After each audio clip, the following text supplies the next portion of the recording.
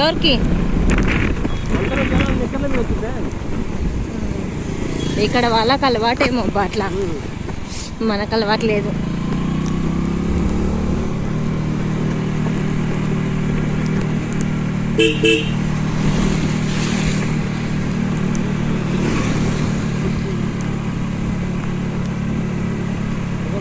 మొక్కలు చూపిస్తారు ఊళ్ళో రోడ్డు కాదు, మీ మొక్కలు మా మొక్కలు మొక్కలు చూపిస్తారు. ఏది నీ అరక మొక్కమంట చూపి.